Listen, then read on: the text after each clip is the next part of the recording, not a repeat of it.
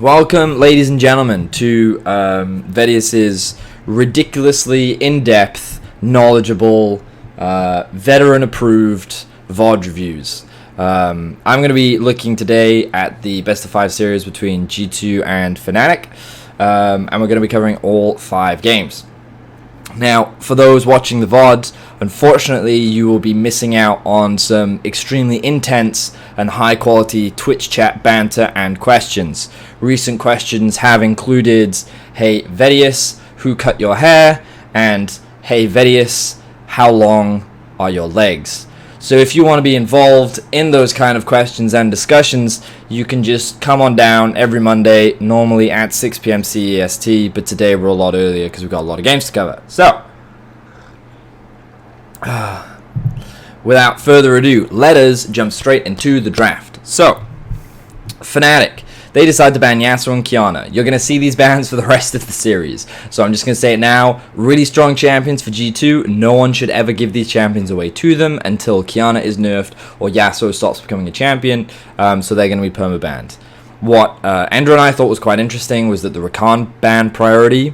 And I think the main reason for that is because Fnatic didn't want to trade the Rakan for Yuumi, or they didn't want to have to make that choice. So because Yuumi had not been banned so far by G2, they were saying, fine, no worries.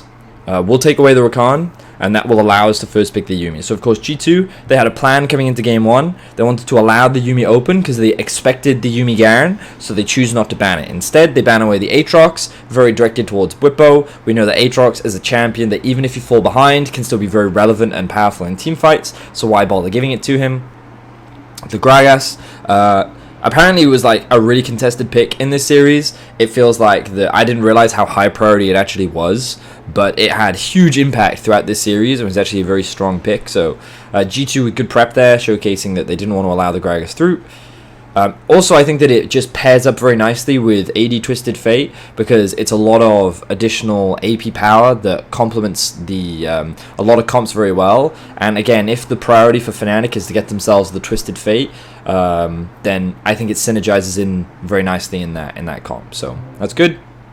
And then the Corki ban, I think that G2 wanted to prioritize the Akali, and they didn't want to run the risk of a Corki answer. So they expected the Twisted Fate to come out from Fnatic, and they instead decided to ban away the Corki, which is arguably a safer and more well-rounded version of Twisted Fate without obviously the on-demand ultimate that can come out, and it doesn't have to rely on a package. But in any case, so the first pick Yuumi from Fnatic, no real surprises, still a very strong support, and Yuumi Garen is a very potent duo. G2 are of course expecting this, so they go for their usual Akali first pick into the Pyke. Now the Pyke is the answer to the Yuumi, and then of course you'll see the Mordekaiser Pyke duo come out in a little bit. Fnatic then answer with Garen and Twisted Fate. Now, the thing is, for G2 is, they were telling me how they practice this a lot. Pyke Mordekaiser usually goes extremely well for them. In the 2 versus 2, it's supposed to be very strong. And then, of course, the real power comes in at level 6. Once you hit level 6, your Mordekaiser ultimate will take Garen into the Death Realm, and it will separate the Yuumi from the Garen. So Garen effectively becomes a pretty useless champion. Mordekaiser should be able to beat him out in the 1 versus 1, and then Pyke is free to 1v1 the Yuumi, and then that goes very well for the Pyke. So because of how squishy the Yuumi is, obviously the threshold for using the Execute and Ultimate is great.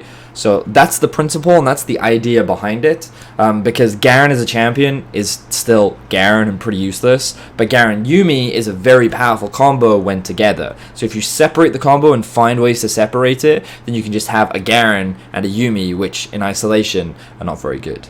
So that was the idea behind G2's draft. In practice, it ends up not working, but we'll get to that in a little bit. So already Fnatic going for a little bit, they have scaling options and they have early game options. They have early game options because of the Twisted Fate. The ultimate can be used at level 6 to roam to either side lane. But we don't know what the rest of the draft is yet at this point, so we don't know where he'll look to prioritize. Meanwhile, for G2, they have a pretty okay matchup in mids at level 6, but they're going to lose in push. Meanwhile, on the bot, expectations are, according to G2, that they should be winning that 2 versus 2. So then move into the second phase. G2 get priority on jungle picks, so they choose to ban away a lot of the other junglers. They take away Elise and Sylas, and then they lock in Lee Sin. This limits Fnatic's jungle pool, And we heard from Grabs in the interview with the shot caller, I think, say that he didn't actually expect the Nocturne to come out from Fnatic. But I think that it was a really good pick as an answer. Meanwhile, Fnatic choose to ban away Sejuani and Quinn. Now, the Quinn does surprise me, but it must be because they wanted to lock in Gangplank, and they didn't want to have a really hard losing matchup top. They've clearly experienced Quinn top lane from Wonder before. I think that he did play it in the final weekend of the LEC. On me, but I don't know how serious of a pick it was, because it was in the final week of the LEC and they had locked top 2, so... on top of that, so the Lee Sin pick comes out from G2, strong early game jungler, gives you a very effective 2 versus 2 with Akali, especially at level 6. It also allows you to play around the bot side of the map if you want to. And then Fnatic lock in the safe, blind pickable Gangplank, and then the Nocturne. So, what I didn't appreciate about the draft, while casting, was how strong this setup is in terms of answering G2's playstyle. And we came to realize it during the game, but what's really cool about this draft is that G2 love to force skirmishes. And when you look at the draft that they have, there's no easy way for them to force an engage. A lot of it is about finding picks, right? You have a lot of mobility with Pyke Akali, you have a lot of pick potential with the Lee Sin, including the Mordekaiser too, if his ultimate picks out a single target, like, there's a huge amount of pick potential on this G2 comp. And something that G2 do a lot of is they try to suffocate areas of the map in terms of vision, and then they create a lot of skirmish opportunities. Now, what Fnatic's comp does extremely well is it allows you to turn these skirmishes into numbers advantage in your favor because of all the globals that you have. So the Gangplank ultimate, the Nocturne ultimate, the TF ultimate, like, you can just appear in an instant. And something else on top of that is Twisted Fate ultimate reveals both the Akali and the Pyke. So a lot of the mobility and a lot of the roaming power is mitigated with this comp from Fnatic, and it allows them to challenge a lot of G2 style with their skirmishing. So this is a really effective answer from Fnatic's comp, not only because I think that it complements their style and how they like to play, very much towards attacking the side lanes in the early game. They can invest a lot towards the top side of the map. They scale pretty well. I think their team fighting is decent, but again, like, I think that their comp focuses much more around attacking side lanes. So I feel like that in terms of an answer to what G2 like to do and G2's comp overall, it's very good. And I think that G2 focused a lot on like answering with the Pyke Mordekaiser and then the Lee Sin, and they weren't expecting the Nocturne. But like when they locked in the Gnar, I think that they forced their composition into this like win lane, win game style. Now, if they win the 2 versus 2 bot, they're great, and if they win the 1 versus 1 top, then they're in a fine position, because even if Fnatic join the fights, it doesn't mean that they can win, depending on how big the discrepancy is. So G2's whole game plan now is they have to get ahead in the early game.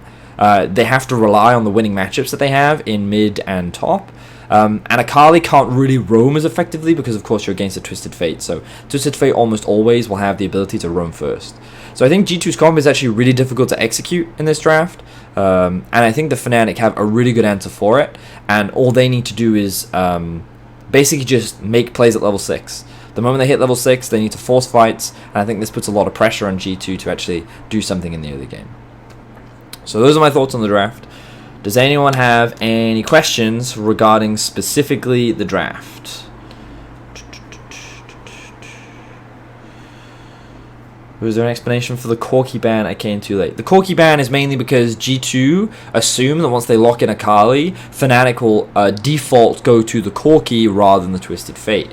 Corki and Twisted Fate provide very similar roles, but in terms of the matchup, Corki is harder to attack and shut down, scales better than Twisted Fate, also provides magic damage, and given that the Gragas is banned, and G2 can look to ban the Elise later, it would be an easy source of magic damage that Fnatic would look to go for. So that's why they wanted to take it away. Vayne instead of Mord for perks. They could have done that, but I think the laning phase is still really difficult. I think that their strategy was, again, to very much shut down the Yuumi Garen with this. Was the GP an answer to Mord or save blind pick? I feel they wanted a GP into it. No, I think that they wanted the safe blind pick. I mean, I don't know if Fnatic knew that the Mordekaiser was going bot, but Fnatic probably assumed something fishy was going on. I think Gangplank is fine into Mordekaiser, but I think Fnatic was saying, well, we want the global anyway, and it's a safe blind top. I think Gangplank for Europe is just a very strong pick right now, so it doesn't surprise me that it was prioritized for Fnatic. But it's hard for Twisted Fate to roam if Akali has vision on him due to the global E, right? As long as Caps doesn't let him up in the pressure in mid lane. Yeah, but that's also the problem. Akali can't really gain pressure in mid until 6. Because Twisted Fate is AD rather than AP, so while his wave clear is worse, his harassment is way stronger. So every time Akali tries to approach the wave, you just get slapped in the face with cards. So it's actually really difficult for the Akali to ever really gain push up until she gets level 6. And even then, she can't just force an engage, because Twisted Fate is still like, he has health, right? And he has flash, so he's not just going to die immediately. So yeah. It's really difficult for an Akali to be able to track Twisted Fate. You think the Mord Pike would work draft-wise if it wasn't for Perkz TP on top? Well, we'll talk about that when we get into the game. Don't really understand the Gnar pick. Can you elaborate? Well, Gnar is just a really good matchup into Gangplank. I think that it's also considered pretty safe. And I think the expectation is that the Lee Sin will not really look to play around top, so they wanted something a little bit safe themselves. But I also think that it scales pretty well into side lanes. But in all seriousness, I don't think that the Gnar pick was the best pick. I think that, like, when I was looking at their comp, and you think about, like, skirmishing, right? I don't think Gnar is the best skirmisher. I think that he complements teamfights very well, but I don't think that G2 wanted to teamfight a huge amount. My expectation, the primary reason I see Gnar is, like, it's good into Gangplank. But I'm still a little confused myself as to its role within the comp. Because I don't think that it's the strongest skirmisher. I don't think that it is like, it's going to be able to avoid all this global pressure that Fnatic have drafted for themselves.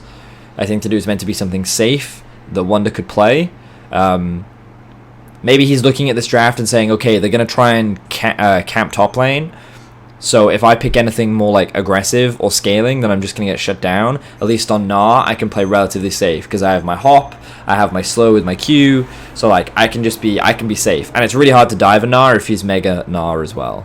So I think like that could be the reason. It was very much like I just need to get through laning phase, and I can also play pretty well into the Gangplank. So I think that's a large part of why. Nocturne mid would be a pretty nice counter TF, and I'm not joking, it would fit G2's playstyle. I agree! I think Nocturne mid lane from G2 would have been great. However, Twisted Fate will obliterate Nocturne. AD Twisted Fate will obliterate Nocturne early levels. It's really difficult for Nocturne to play. You just keep getting slapped in the face, and it's really obnoxious. At least Akali has the Shroud. Nocturne doesn't have that. So it's really difficult. But once you hit 6, you have a huge amount of kill pressure onto Twisted Fate, and you can roam just as much as he can, and you can match him into... You actually have more wave clear than he does, so the moment you get Tiamat, you also gain priority in that lane. Nocturne mid, in my opinion, would have been really good in Twisted Fate. I think it's really good.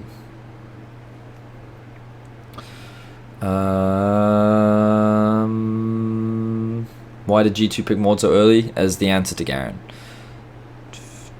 Also, there's nothing else really for them to prioritize here. They didn't really need to.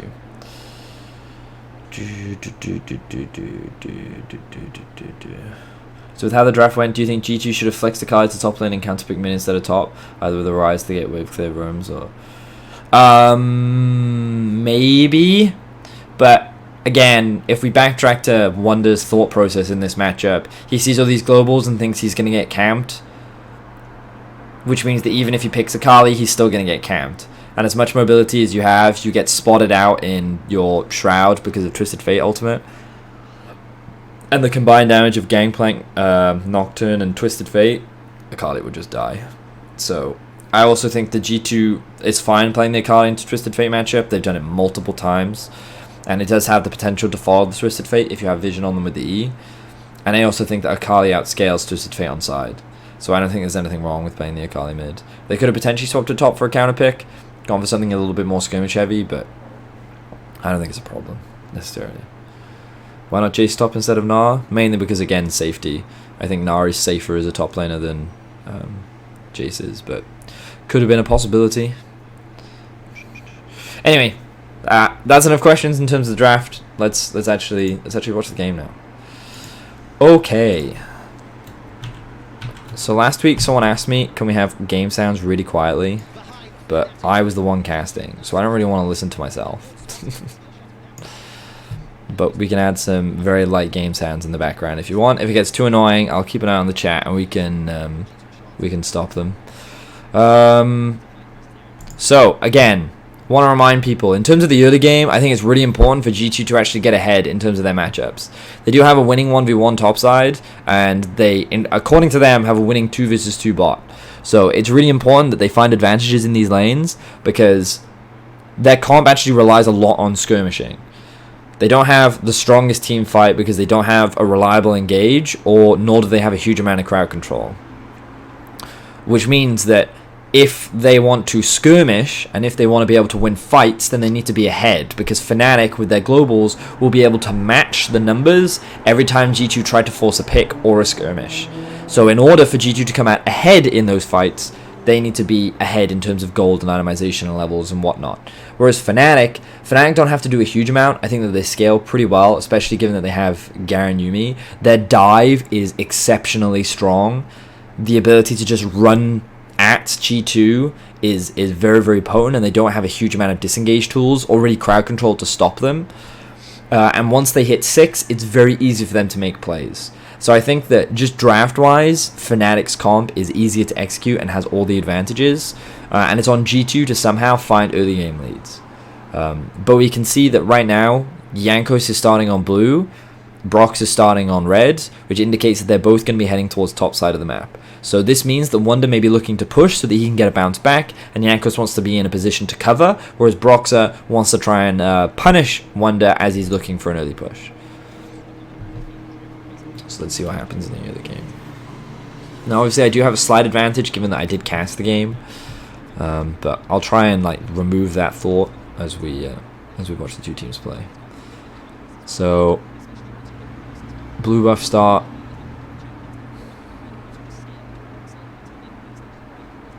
Brock's actually doing a full clear bot side. Nocturne can get relatively low in the jungle. I don't think he's one of the worst for it, but he can do. So doing a safer jungle clear I think is fine. But also he clears the jungle super quick because he has all that AoE with his passive and the sustain and his Q and all that jazz. So you can already see that he's about to finish Raptors, so he can go for a very early base. Cap's already getting pretty strong trades in the early laning phase. See, my issue with this matchup is the Mordekaiser and Pyke can't actually stop Hylissang from poking them. And of course, because it's melee on melee, I think that Rekkles actually gets a lot of freedom to just farm without much contest. So, okay, there you go. Broxah actually now pathing up towards his blue. He's still pretty healthy, so that's fine. But you can see Jankos already here. Not actually allowed the Gangplank to push, so they can even set up for a gank if they want. Maybe burn a flash at the very least. But of course, Jankos is doing the same thing. Sorry, Brox is doing the same thing. He misses the Q, and the wave is in the way, and Bwipo has a level advantage as well, so they decide not to go for it. Broxah now has a pretty good idea that Jankos is on his Krugs, so he feels the need to, or he feels safe in terms of his harassment. I don't think they look for a dive here, even though he's relatively low health. I think it would be super risky. Meanwhile, mid is getting pushed in, bot is pretty even. Looking at teleports, Fnatic can also TP if they want to. But yeah, see, it's super easy for Brock to set up invade, and you can also see Caps naturally struggling in this 1 versus 1, but doing pretty well in terms of the farm. So that control allows Broxah to get the Scuttle Crab.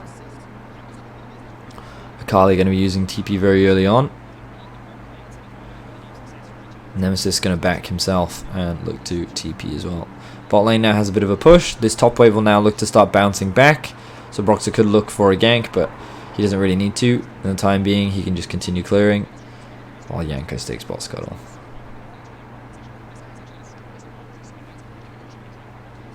So again, nothing has happened yet. But I do think Jankos could consider looking for a bot gank. He's pretty aware that these Krugs are going to be spawning relatively soon, so you can see he's in a great position to actually set up for that. Unfortunately, Akali doesn't have level 6 yet. Mickey is hanging around mid though, so they're looking for a potential play onto Nemesis, but good awareness from Nemesis to be like, okay, Mickey always roams, he's missing from bot, I don't have vision on enemy jungler, so I'm going to play pretty safe. Just really good stuff overall. He then gets all this information. And then Broxah has just based. So Broxah is pretty far ahead right now. Because this ward showed up, I think Jankos changed his plans a little bit. But he hasn't had an opportunity to base just yet. His Gromp has just respawned. Whereas Brox is getting to his Krugs just as they respawn. So he's a bit ahead in terms of the jungle clear right now. He's just stronger as a jungler, so Yanks has to be really careful. Because if he tries to force a play, then there's a real risk of him getting countered.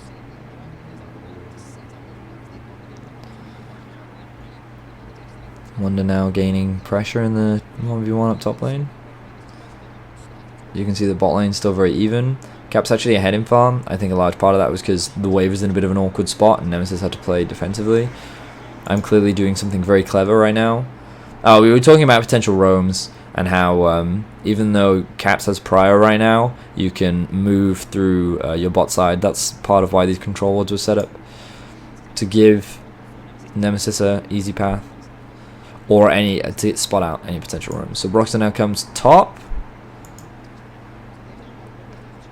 Wunder does hit level 6. But notice that Nemesis also hits level 6. Already starts pathing. Flashes out. Great sidestep. So they get first blood. So Wunder was just unfortunately in a situation. If we kind of backtrack. If we backtrack all the way to this point, right? So here, my thought is Jankos was looking to steal the Krugs, right? Because he knows that they respawn at around like 4:30ish, okay? So, but then he gets vision on Nemesis, and with Mickey, they're saying maybe we can look for a play onto Nemesis. He's just got to overstep ever so slightly, and then we can burn his flash. So because of this, his base gets delayed. And because his base gets delayed... Pardon me. Because his base gets delayed, Broxah gets the base and start making his way towards Krugs. Now you've got to bear in mind that now Broxah is already returning to his jungle clear, while Jankos isn't doing anything. So the reason why this is all important is because if we then keep watching Broxah and we keep watching Jankos, Broxah will be able to clear through his entire jungle before Jankos is even based. So at this kind of point in time, because the lane will be in an awkward spot for Wunder, he needs jungle assistance. But unfortunately, he won't get it in time because Jankos needs to base after he secures wolves. Whereas Broxah will already start pathing up towards top. So hey, you can already see he's basing, whereas Broxah is already in a position to contest. So it all comes down to like this small decision here from Jankos, delaying his base, which means that he's actually not in a position to assist top. So even though he starts pathing top and he's like, my top laner needs help, he ends up getting collapsed on. And I don't know what happens here from Wunder. I feel like the best play he can actually make is just disengage. Because he should have been aware that Nemesis is level 6 and he went missing. But honestly, even if he dies here, he's still ultimately fine. Like, they get the flash out from Bwipo, and all this gets used. Now, you understand the idea here from Perkz. Him TPing in, if he gets this kill, then he gets really far ahead in this bot lane matchup, and they're in a great spot. He then unfortunately flashes, misses his Q. Nemesis sidestep, Perkz miss, up to you. And then he gets stunned, and then because Broxah starts landing the fear, Perkz is dead. Because he's now used his flash and he won't get out of tether range. And then of course Perkz misses his E as well. So he ends up dying, Jankos gets 1 kill, but then of course they die as well. So remember when we said G2 needed to get an early game lead? Yeah, well, unlucky. So I think this really puts G2 behind, because now the Garen Yuumi gets even more time to just free farm in bot lane, and because Perkz doesn't have teleport or flash, he's going to be heavily delayed while Rekkles still has TP. Meanwhile in top lane, Wunder, him dying actually wasn't the end of the world. He would have been put a little bit far behind, but the success of G2 does not rely on this. And again, you can understand why Perkz went for that play. If he just one-shots Nemesis in that exchange, then it's worth, because then it becomes a 2 versus 2. Perkz may even get level 6 so he can put someone in the death realm so he can then have a 1v1. Like, if that play works out, then it's really good for G2, but it didn't, so it's really bad.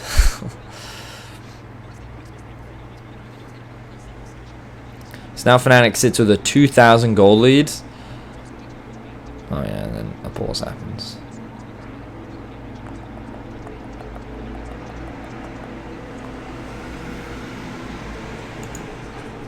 That's my face. Oh, he really does look like Agent whatever from that Hitman movie. Anyway. So again, remember what we were saying earlier about the draft. For G2, I think it's really important that they get ahead early because their comp relies a lot on skirmishing, and it's really hard to force skirmishes against this comp. Now, of course, they can look to try and force skirmishes when these things are on cooldown, but that's obviously easier said than done. So now, at this point, I'm looking at how Fnatic utilize their lead and how well they do it. So if we think about it, what would their next play be? Given that Rekkles is going to hit 6 before Perkz, and Brox's ultimate is up relatively soon, I think Fnatic could look for a bot play into Drake. There's no point really playing around top anymore. Bwipo's fine in this matchup. But I think the next best play for Fnatic is to look for a play around bot. Meanwhile, yeah, I like this from Jankos. I think playing around mid is actually the best decision for them because Caps is now 6 and they want to try and put him behind.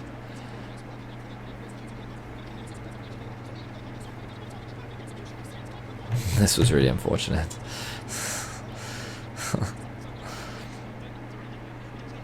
Yeah, they got the kill. He probably wasn't going to die there.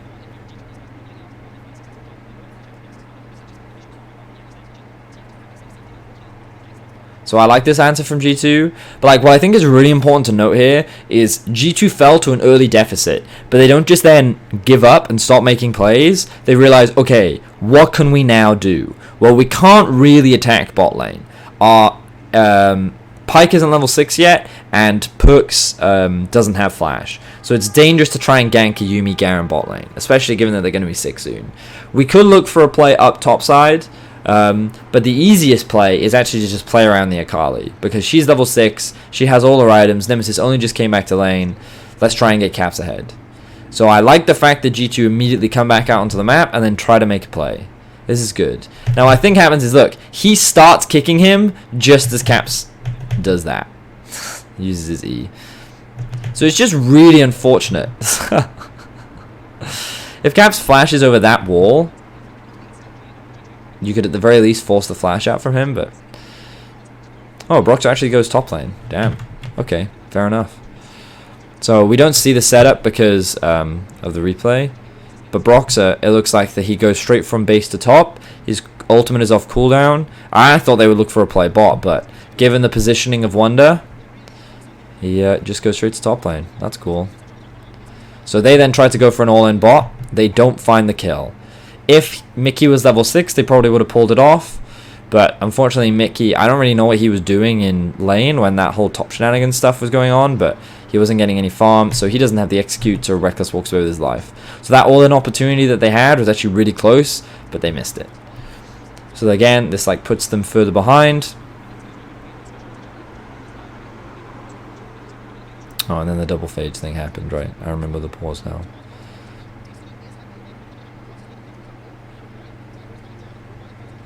Of course, this is one of the risks that G2 have when trying to force the Drake or the globals. Notice how, again, numbers advantage immediately for Fnatic. Perkz can't get in position. Ooh. Ooh. Wait, why didn't he get that kill? I remember seeing this in the cast, but... Like, he's... Oh my... So look at this. This is great reactions from Nemesis.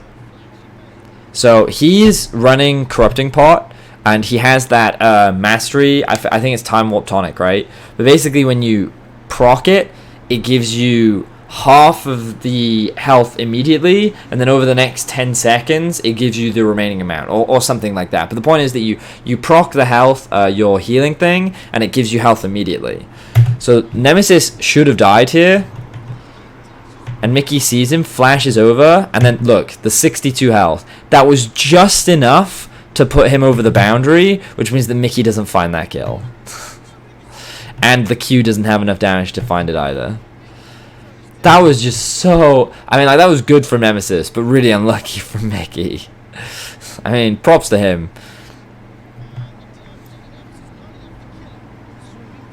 he gets feared, but the fear duration is like 0.75 seconds at level 1, so he's fine.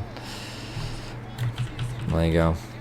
So G2 walk away with the Drake, and Bwipo roam down as well, so Wonder gets a little bit of gold back into his pocket.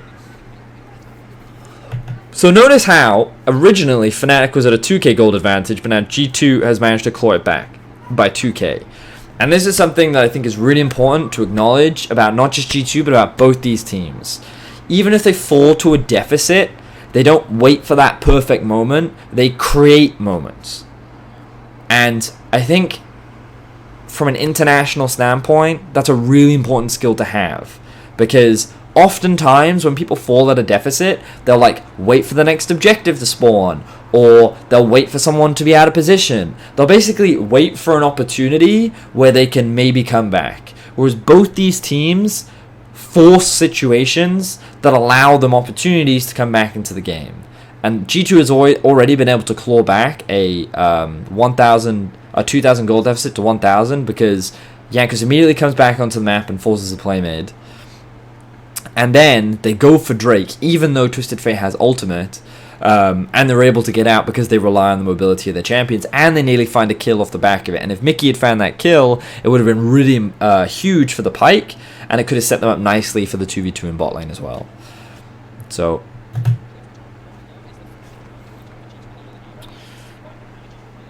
it's just like, if you're a European fan watching this, I just think like that asset is just really valuable, and you often don't see it. Like the idea of fighting your way back, and like this is why I say it's not a clown fiesta, because they're picking the right moments to look for those fights. And sometimes, of course, they're not perfect. Sometimes they do try and force fights that they just shouldn't, which we'll see in this game. So why does Jankos come up top lane? This is dangerous because Broxah does have ulti. Because I would have thought the G2 would actually invest more in playing around bot, but Jankos actually doesn't go bot at all. Now they do know that Bwipo doesn't have flash, so I guess that's the main reason they want to try and attack him when he has no summoners. But Brox is here, has ulti, immediately comes back to top.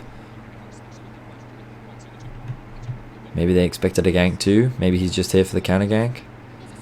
Twisted Fate ultimate still on cooldown, doesn't have TP. Caps doesn't have TP either. Okay, so they get the flash out just as Bwipo gets his back. So now they try to go for the all-in. Look, Reckless just wins that trade immediately though. Yeah, I don't think they win that 2 versus 2 anymore. I think Perk's falling behind early really hurt them. They were unable to get that 2 versus 2 kill, and I think that right now they just don't win. Perk 6 too much poke, then the all-in happens, and then he gets executed. So Mickey was telling me the reason for this pause was because when he was in... Do you see he's in his W now? So basically when he pressed W and Nocturne ulted, because there's a sound effect when Mickey presses his W, he didn't hear the Nocturne ultimate, nor did he see it. So Nocturne just appears out of nowhere for him. That's why he paused. Yeah.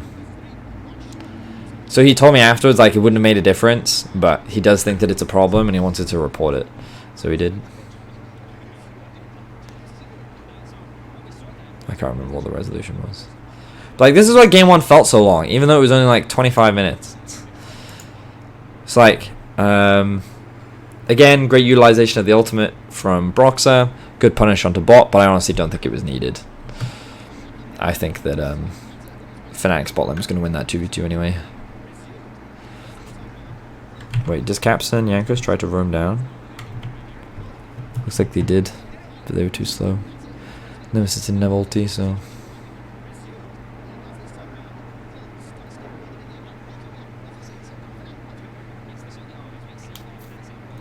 So Mickey now looking for another roam. Wonder putting a bit of pressure up top side. If he landed that Q, he probably could have dived him. There's a flash advantage, so... So again, like, G2 not slowing down, recognize that their comp is still pretty strong in the early game, but they're at a 2.5k gold deficit now, so it's obviously a lot harder, but Akali still has Gunblade, Mickey still has ult, which naturally gives them a lot of power, so now they have their eyes set on Broxah. So here comes Broxah. They immediately go for the plate. They miss a lot of things. Or Broxah sidesteps, depending on your perspective. And then the red buff goes over to Mickey. And ultimately, it's better if it goes over to Mickey, because everyone gets the gold if Mickey has it. And then they look for more plays mid. They force the flash out. Again, I like this from G2. I think it's really good.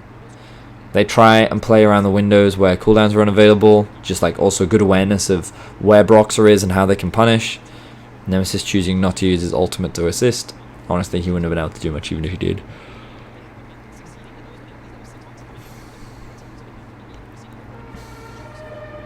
So this is one of those situations where normally this is a great play for G2. They find another pick and they find a way back into the game in the mid game. However, you then remember that Fnatic have 3 globals. So again, you're looking at Bwipo and you're thinking he's dead here. But then the Nocturne ultimate comes in, which gives them nearsighted, so it's much harder to execute Bwipo, and Nemesis comes in as well. So because all of their resources, all of G2's resources were used onto trying to kill Bwipo initially, so here we see the flash kick. Here we see the ultimate used from Caps, and Wonder doesn't have Mega Gnar yet. So while they do find that kill initially, they then realize that they're not in a great spot and they can't win. So Caps ends up dying, and then Wonder's forced to run. So this is why I think Fnatic's comp is really good against the style that G2 likes to play, because they are super proactive. They do like to force these plays, and then bot lane dies 2v2 as well. And because of the globals that Fnatic has, they're able to match them in the skirmish and outnumber them. But this is also why I said it's really important that Fnatic found early game leads, because if they were stronger, then there's a world in which they could have won that 2 versus 2. They could have killed Bwipo faster, but they didn't have those early game advantages. But even then, like, in that situation, it was just a really good response from Fnatic. So now they've extended the goal lead even more, about 3.3k.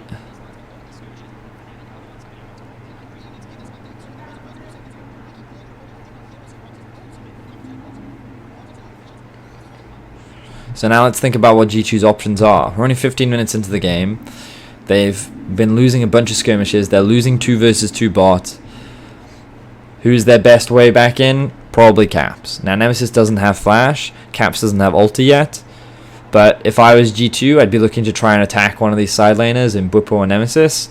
But again, it's going to be really hard because Rekkles has just been free farming bot. He's really strong on the Garen, and there's this scaling problem that G2 are going to have to deal with, because once Fnatic start grouping, it's really easy for them to just dive and run Fnatic down. So we'll just get a quick replay of this. So again, like, you got to remember that often the one who starts the fight, if people then come in after, they almost always lose, because you don't get to optimize how your cooldowns are used. So like in this situation, the Caps probably wants to use his ultimate onto Nemesis or something. Like, he's probably a squishier target and easier to kill. Well, in this situation, one is either dying or they think they can get the kill onto Broxah, but... And then this was just Mickey basing on a ward. I don't think Mickey played terribly this game, but I don't think he's having a great game either.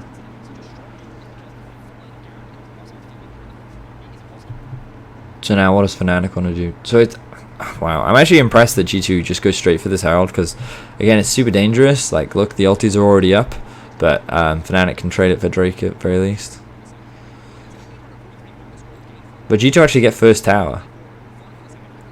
I mean, like, this is really impressive to me, the fact that, like, G2 find these windows to keep playing for objective and being proactive. Of course, Fnatic don't slow down themselves. They're still trading objectives, but G2 now threaten the mid tower.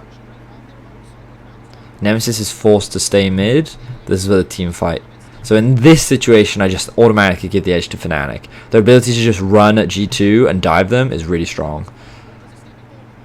I'm surprised they don't go for that. I definitely think they could have gone for that. In this situation right here, is there anything? Like, they've got everything. They've literally got everything. You just put the cat on top of Rekkles and you just go. You know, vroom, vroom, vroom, vroom from the cat. And you just run him down. Like, look at how many summoner spells they're missing. Yeah. I'm not sure why Fnatic don't go for this. Trying to think. Maybe they just don't feel the need to risk it. If G2 win a fight, then it could be disaster. Oh, I also suppose that the Garen doesn't have ulti yet, so if he starts running in, Perkz just goes, ulti! And then it's now just a cat. And that kind of 4 versus 4 situation, maybe Fnatic don't feel as confident because they lose their frontliner. Maybe. Either way, they choose not to go for it. They get mid-prio, and then they use that to gain some vision around topside jungle. Mickey has to be super careful here.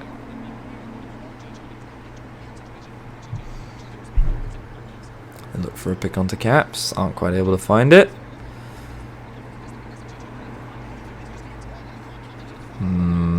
Big misplay here from G2. Really, really big misplay. That has to have been an accident. That has to have been. He didn't have his E up because he used it. Like Caps uses his E here. Alt E. But that's bad from Caps. There's 4 members of Fnatic here. 5 members of Fnatic here. And so they kill... What happens to Mickey?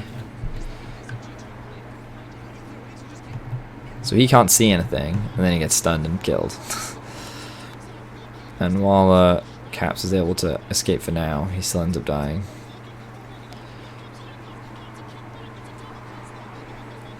And then G2, of course, do what they can to take the fight, but it ends up backfiring horribly.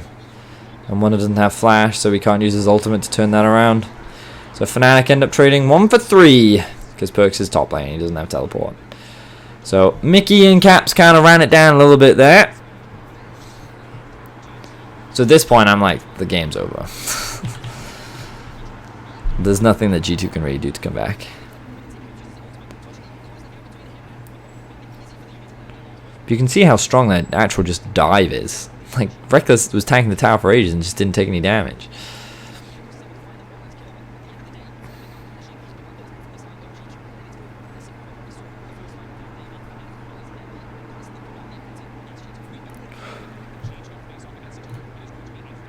So what do we expect to happen next? Well, Baron spawns in about a minute and a half, but the ultimates will be up before that. G2 can't really overextend in any lane and threaten a tower because the risk of a collapse is real.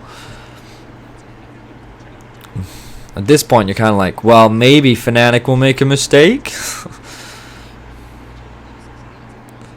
To be fair, though, notice how G2 do have full vision around the top side of the map. So Nemesis showing a lot of respect. Nemesis, like, has done a great job of showing respect towards G2 this game. It's like he's always conscientious of Janko skanks. He never overextends. He knows where he has control and where he doesn't have control of the map. And he plays around that very well. So Wonder feels pretty safe here because he has a tower. There is, of course, the potential for a dive, but not so big that it's a problem. G2 generate a strong side of the map because, of course, Caps, even though he is behind, he's still very strong.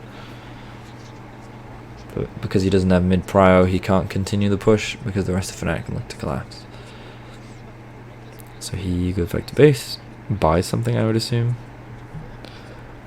Look, Dreads. That's kind of upsetting. When you're playing against a full AD team and you build Merc Treads, that's what feels bad, man. He's getting it for the CC reduction, though, I think.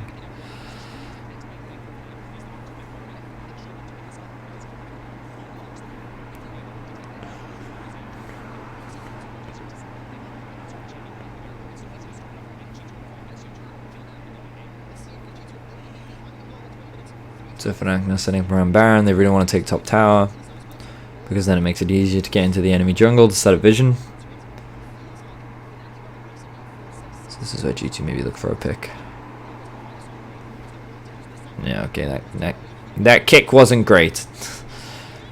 And then Bwipo. So in my head, this is actually a miscommunication for Fnatic because Bwipo's going in as Nemesis is going out. So at this point, you're like, oh well, Fnatic can just turn, but of course, the Garen Yuumi starts coming up from mid lane and towards the top river. I'm not sure why Jankos tried to do that. I wonder if he tried to flash kick and messed it up. If Caps was in range, they could have found that execute. So again, the focus is the Lee Sin because he's so squishy. But look at how strong the dive is from Fnatic. And this is a great... I love this stopwatch from Broxah. Really good. Stopwatch. He dies. Caps is short to follow. Dive is 2 giga strong from the side of Fnatic. But again, like, great utilization of the ultimates to turn around a G2 pick. G2 at this point are just trying, but they're at such a massive deficit that it's really difficult for them.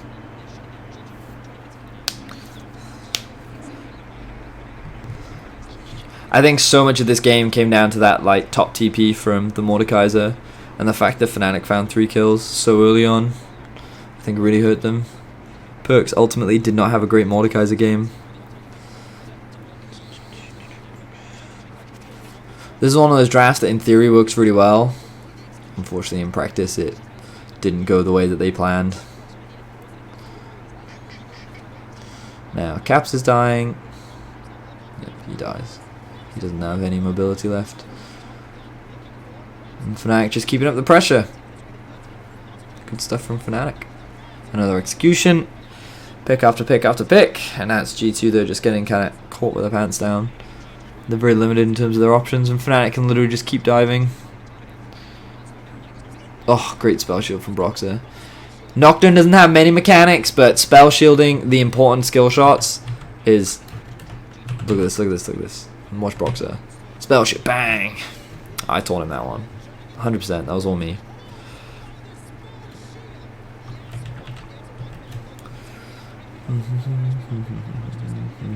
But Bo's like, no!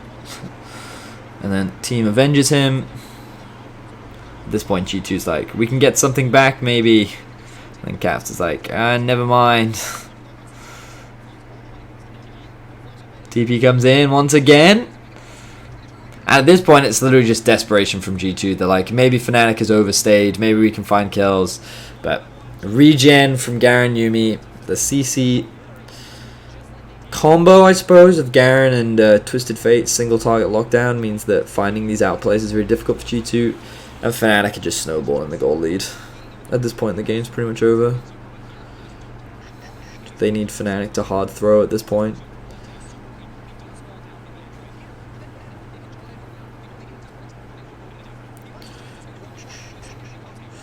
But I hope this did showcase to those watching why I think that G2 still plays very well even though at a deficit. They're like extremely proactive, and like where they're proactive also makes sense. But also they will just take all these fights. I mean, that was also like, they're also not perfect. They make mistakes and they have bad games. And Fnatic played a lot better than they did this game. But I really like the draft from Fnatic. I like the way in which they played around G2 style of like very skirmish heavy. I loved how often they used their ultimates to find picks. I think this overall was a really strong performance from Fnatic. It's difficult to fault them.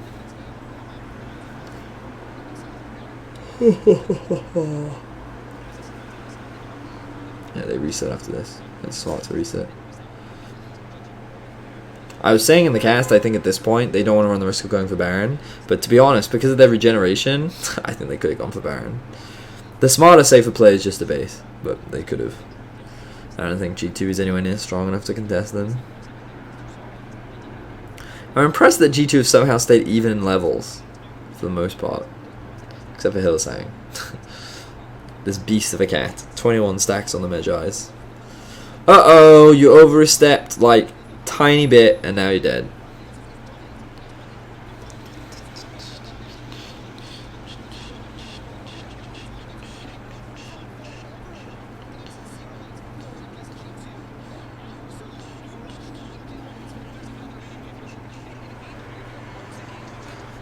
Boom, boom, boom, boom, boom, boom, boom, boom, boom, boom, boom, boom, boom.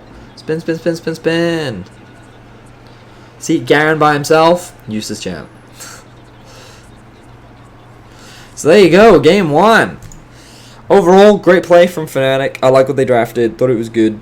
I thought we got to see G2 trying really hard to be proactive even though at a deficit, and liked a lot of the ideas that they had, but unfortunately things just kept falling apart for them. Every time they tried to force a pick, the ultis would come through, their 2v2 bot was falling really far behind, and I think that once Fnatic's comp got to a point where they pretty much outscaled for the most part because of how easy it was for them to just dive G2's comp.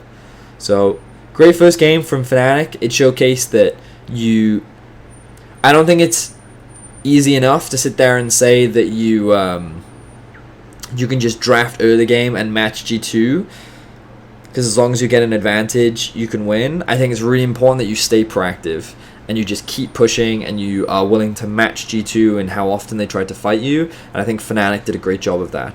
Every time their ultimates were up, they used them. They did not slow down. They continued to play for objectives. And while a lot of the times we saw G2 make mistakes, Fnatic were very quick to punish them and to convert them into more objectives. So, like, was it like clean, core, big brain League of Legends? No. It was definitely a lot more scrappier, but I think a lot of the decision making that went behind a lot of the plays was good. Admittedly, though, we do have to say that a lot of G2 members did mess up in that game. They had a pretty bad game overall, and Fnatic was definitely the better team. So, there we go. That's game 1. Gonna stop the recording here. And then we're going to have a quick break, and then we're going to jump over to game 2. So join us that one.